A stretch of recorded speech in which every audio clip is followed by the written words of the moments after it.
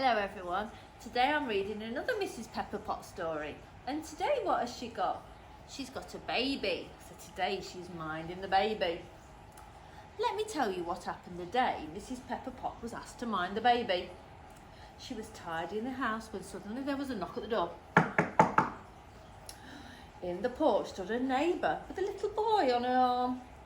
"Forgive me for knocking," she said.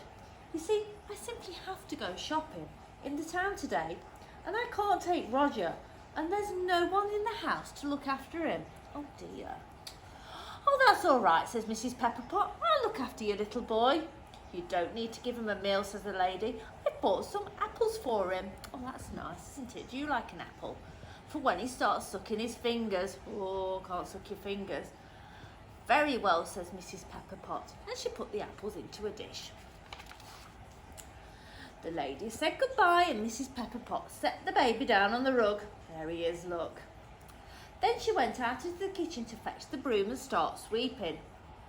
At that moment, guess what happened? She shrank to the size of a pepper pot.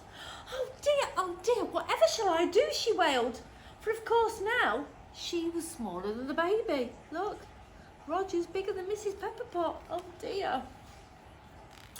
"I must go and see what the little fella is doing," she thought, as she climbed over the doorstep into the sitting room. Here she comes, look, not a moment too soon. What's Roger going to do? Roger had crawled right across the floor and was just about to pull the tablecloth off the table, together with a pot of jam and a loaf of bread and a jug of coffee. Oh dear, that would have been very hot. Hopefully something can be saved. Mrs. Pepperpot lost no time. She looked about and pushed the old large silver cup, which was standing on the floor, waiting to be polished. The cup made a booming noise as it fell, so the baby turned round and started crawling towards it. That was lucky, wasn't it?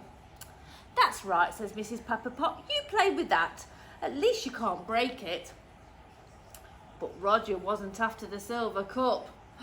What do you think he might be after? Uh-oh. Gurgling, "One, Dolly, one, Dolly." He made a beeline for Mrs. Pepperpot. He thinks she's a doll. And before she could get away, he had grabbed her by the waist. He jogged her up and down, and every time Mrs. Pepperpot kicked and wriggled to get free, he laughed, "Ickle, ickle," for she was tickling his hand with his feet. Let go, yelled Mrs. Pepperpot. He's just laughing, Roger. But Roger was used to Daddy shouting, "Let's go," when he threw him up in the air and caught him again. So Roger shouted, let go, and threw the little old woman up into the air with all the strength of his short arms. Oh my word, look at her. Mrs. Pepperpot went up and nearly to the ceiling. Luckily she landed on the sofa, but she bounced over and over before she could stop. I'm sure she's feeling a bit sick now. By the time she'd caught her breath, Roger had found a pot of ink and was trying to open it. This isn't going to end well. Mrs. Pepperpot had to think very quickly indeed.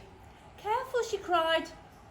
Luckily, she found a nut on the sofa and threw it at Roger, making him turn around.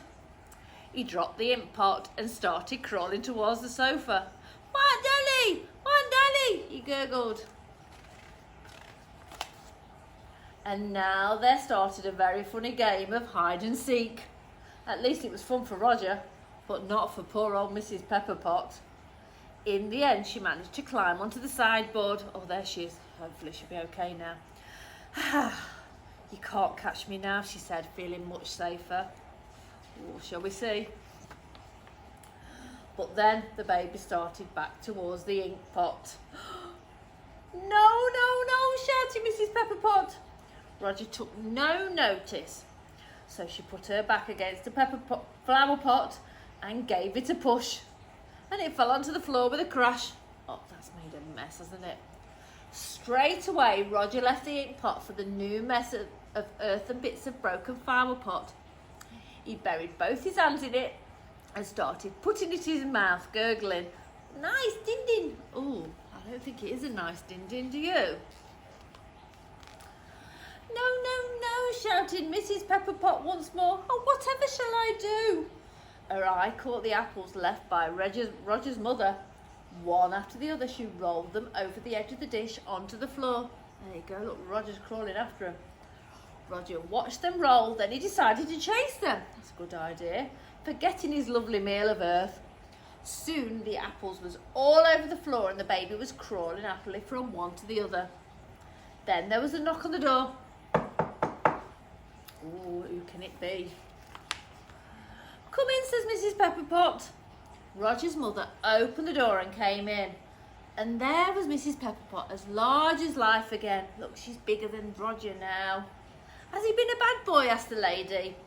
Oh no, as good as gold, says Mrs. Pepperpot. We've had a high old time together, haven't we, Roger?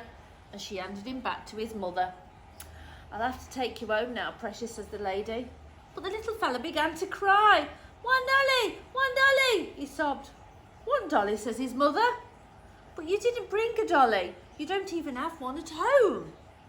She turned to Mrs. Pepperpot. I don't know what he means. Oh, children say so many grown-up things, don't they? They don't understand, says Mrs. Pepperpot, and waved goodbye as Roger and his mother.